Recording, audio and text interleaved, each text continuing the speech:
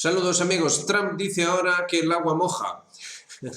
Ya tenemos una muletilla para este programa. Trump dice ahora, 28 de febrero de 2025, el último día de febrero, y bueno, todavía se está comentando, tratando de interpretar, buscando ahí eh, escudriñamientos mágicos acerca de la reunión entre Donald Trump y Keir Starmer en Washington. De hecho, Larry Johnson hizo todo un sumario de los noticiarios británicos donde básicamente se insiste y se exagera que todo fue como la seda, que todo fue maravilloso, magnífico, que básicamente Estados Unidos y el Reino Unido están más unidos que nunca, ¿no? Ambos llevan ese nombre, esa palabra en sus nombres, ¿verdad? Estados Unidos y Reino Unido. Bueno, a ver, es llamativo que Donald Trump aceptase, eso parece que sí que quedó claro, que no va a imponer aranceles, al menos de momento, a los británicos. A los europeos sí, ya ven, es decir, a la Unión Europea sí, a los británicos no. Tanto a México como a Canadá sí, y a China también con un 10% adicional, pero a los británicos, al menos de momento, nada de nada. Así que en ese sentido, digamos que hubo flema británica. Vamos a dejarlo ahí. Ha habido también espacio para el pitorreo. Y esto es debido a que, fíjense, en la noticia de Ucraniando ya se nos dice como Trump no encontrará una bonanza de minerales en Ucrania. Esto lo escribe el Spectator. Y dicen, aunque los detalles finales del acuerdo siguen siendo inciertos, una cosa es cierta, el alcance de la riqueza mineral de Ucrania y su valor real en los mercados mundiales ha sido enormemente exagerado tanto por Estados Unidos como por Ucrania. Se trata de un autoengaño estadounidense. Interesante, ¿no? Autoengaño. Ucrania no posee reservas significativas de metales de tierras raras. Además, todo el mercado mundial de estos metales, ahora controlado por China, se estima en solo 15.000 millones de dólares anuales.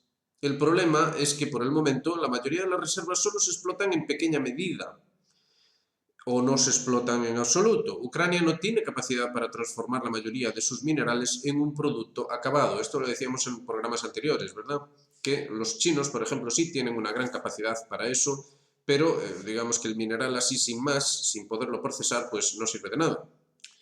Sin embargo, dice, Trump todavía encontrará la manera de exprimir la cantidad necesaria de dinero de Ucrania para pagar la deuda. Así que parece que es un problema de dinero, ¿no? En conexión con esto tenemos noticias en los panfletos habituales, como por ejemplo Huffington Post, donde se dice, se sigue rondando la cuestión de, pero ¿cómo va Europa o cómo va Occidente a perder esta guerra cuando hay 200.000 milloncejos ahí de los rusos congelados? Esto ya lo llevamos adelantando desde hace mucho tiempo, ¿verdad? Ojo, porque estos van a robar el depósito y no se van a cortar un pelo.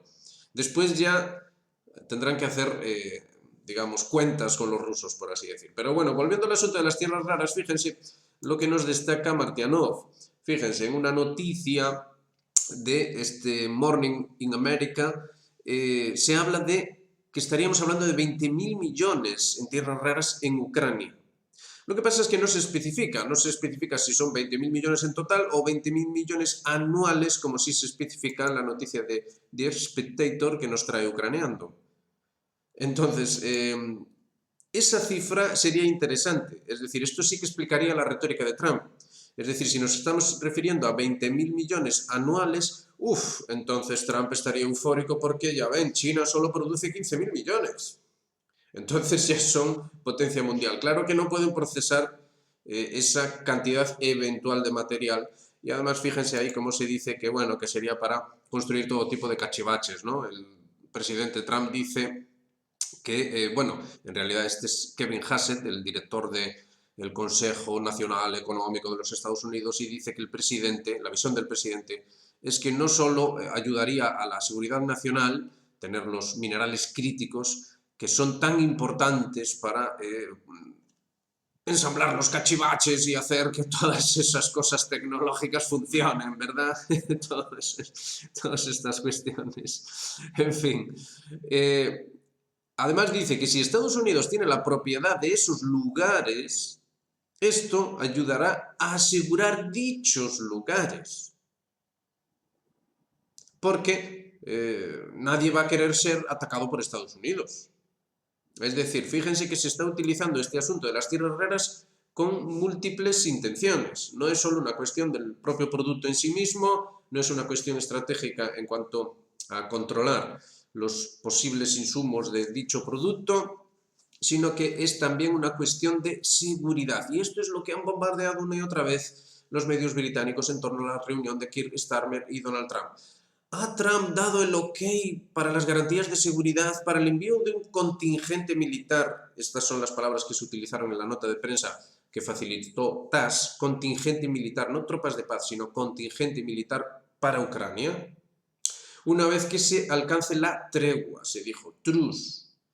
Es decir, ya no es un alto el fuego, ahora ya es una tregua. Se van probando diferentes vocablos y diferentes aproximaciones a la cuestión. Y entonces la cuestión de las tierras raras sería siempre según esto que nos acerca Martianov, estaría jugando más bien dentro de que, claro, una vez que Estados Unidos ya tiene sus intereses en Ucrania firmados, y ahí la firma de Zelensky sí que sirve, ahí ya no es un dictador, por eso ayer cuando le preguntaban a Trump, oiga, ¿usted sigue pensando que es un dictador? Y dice, no, o sea, dije yo eso, no debía haber dicho eso, porque me interesa que este dictador o lo que sea me firme un documento y quiero que ese documento parezca al menos válido, ¿no? Que al menos dé el pego. Entonces, de este modo, Estados Unidos tendría intereses de forma directa en Ucrania, entonces, de este modo, los rusos no pueden invadir, porque no se puede desairar al gran imperio. Todo esto es, digamos, toda la narrativa que se va construyendo. Se va construyendo toda una narrativa porque, insistimos, algo hay que inventar. No es factible derrotar a los rusos en el campo de batalla, eso está clarísimo, pero también no es factible asumir una derrota a nivel regional. La derrota estratégica, al menos, vamos a hablar ahora de ello, al menos los Estados Unidos lo van aceptando, pero la derrota regional, es decir, tener un nuevo Afganistán, un nuevo Vietnam, no, eso no puede ser, no puede ocurrir tal cosa. Entonces hay que buscar maneras, hay que buscarle ahí tres pies al gato hasta conseguir que esos condenados rusos firmen algo que nos interese a nosotros, no a ellos. Bueno, a ellos ya se quedan contentos con lo suyo. Ya se quedan contentos con lo suyo. Eso interpretaría, o permitiría interpretar, las últimas declaraciones de Putin, donde dice que las 4 regiones que de hecho solicitaron por referéndum la inclusión dentro de la Federación Rusa, pues son intocables, no hay nada que negociar ahí. Sobre Crimea ya se había dicho lo propio. Falta por ver qué ocurrirá con esas otras repúblicas que van siendo tomadas por Rusia. Por ejemplo, ahora llegaba una noticia de última hora acerca de que los rusos han entrado en la región de Sumy también. Entonces, hay rusos ya en Kharkov, en Sumy, hay diferentes áreas. ¿Qué pasaría con todo esto? Obviamente, hay mucho que hablar. Y eso nos lleva a la siguiente noticia. Ahí lo tienen. ¿Qué pasó ayer? Nadie lo sabe. Las delegaciones de Estados Unidos y Rusia mantuvieron una constructiva conversación en la ciudad turca de Estambul el 27 de febrero, es decir, ayer, y esbozaron los primeros pasos para estabilizar el trabajo de las misiones diplomáticas, comunicó el Departamento de Estado estadounidense. De los rusos no sabemos nada, no han dicho nada de momento. Es un poco curioso, ¿no? Constructiva conversación, dicen. Pero atención al siguiente párrafo. Según el documento, los representantes del país norteamericano expresaron su preocupación por el acceso a servicios bancarios y contratados. Enigmático esto, ¿verdad? Y manifestaron la necesidad de garantizar una dotación de personal estable y sostenible en la Embajada de Estados Unidos en Moscú. Esto es llamativo, es decir, debe haber ahí un personal que tenga acceso a servicios bancarios y contratados. ¿Por qué habrían de tener tal cosa? ¿Por qué los rusos habrían de negarse a tal cosa?